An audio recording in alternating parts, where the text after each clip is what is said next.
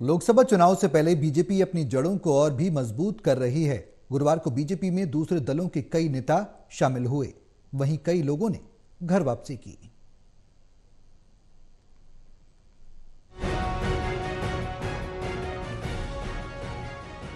राजधानी दिल्ली में बीजेपी लगातार अपने कुनबे को बढ़ाने में जुटी है। लोकसभा चुनाव से पहले बीजेपी अपने आप को मजबूत करने में लगी है। इसी कड़ी में आज दिल्ली बीजेपी के प्रदेश दफ्तर में बड़ी संख्या में अलग अलग राजनीतिक दलों से नेता अपने कार्यकर्ताओं के साथ बीजेपी में शामिल हुए।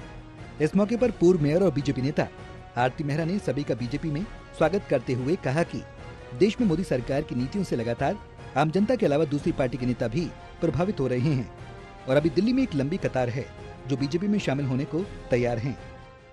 जी देखिए, ये प्रभाव है भारतीय जनता पार्टी की विचारधारा का, ये प्रभाव है उन विकास कार्यों का, उन जन कल्याणकारी नीतियों का जो नरेंद्र मोदी जी ने देश भर में 10 साल में करके दिखाई है। सिर्फ कहते नहीं है, करते हैं।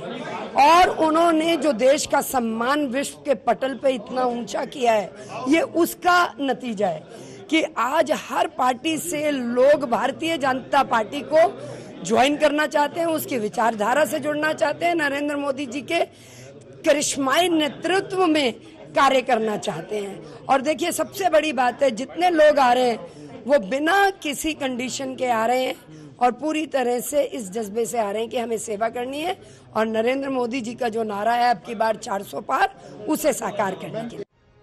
इस मौके पर बीजेपी के वरिष्ठ नेता और विधायक मोहन सिंह बिष्ट भी मौजूद रहे। उन्होंने कहा कि आज देश की कई राजनीतिक पार्टियां हैं जो वायदे कुछ करती हैं और जमीनी हकीकत कुछ और है, लेकिन बीजेपी इकलौती ऐसी पार्टी है जो प्रधानमंत्री नरेंद्र मोदी के नेतृत्व में लगातार आगे बढ़ रही है और देश के लिए निरंतर प्रयासरत है। आज हम देख रहे हैं जिस प्रकार से पूरे देश के अंदर सिर्फ भारतीय जनता पार्टी के सिवाय कोई राजनीतिक दल नजर नहीं आ रहा है।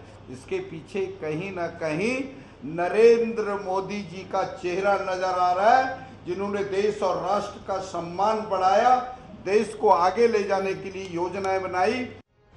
इस मौके पर कृष्णनगर विधानसभा से कांग्रेस के टिकट पर चुनाव लड़ रहे नरेंद्र जैन भी बीजेपी में शामिल हुए।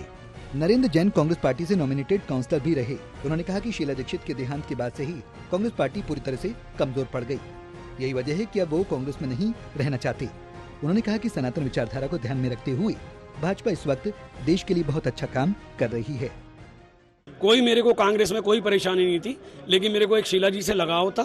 शीला दीक्षित दिल्ली की मुख्यमंत्री रही थी और जिस दिन से उनकी डेथ हुई थी उसके बाद में प्रदेश में मेरा जाने को मन नहीं करा, कुदरती मन नहीं करा, तो मैं अपनी जैन समाज की सेवा में जुड़ गया, समाज की सेवा करता रहा। अब हर्ष मल्होत्रा जी को टिकट मिला, हर्ष जी मेरे परिवार की तरह हैं, तो मैं ये नहीं चाहता था और मोदी जी से प्रभावित हुआ, क्योंकि मोदी जी जिस स्पीड पे चल रहे हैं और जिस स्पीड पे काम कर रहे हैं, और उन्होंने एक निगम पार्षद को एमपी का टिकट दिया और वो बिल्कुल साधारण घर से आते हैं। ये नहीं कि उनका कोई बड़ा मकान है, बड़े वहीं राधू पैलेस के पास ही रहते हैं, तो मैं उनसे प्रभावित होके फिर मैंने ये फैसला करा कि अंदर खाने काम करके अच्छा नहीं लगेगा, पार्टी भी बुरा मानेगी, तो इसलिए मैं खुल के आया। बीजेपी ने दावा किया कि आने वाले समय में पार्टी के अंदर और भी कई बड़े चेहरे शामिल होंगे। बीजेपी ने दावा किया कि इस बार भी पार्टी सभी 7 लोकसभा सीट पर जीत हासिल करेगी।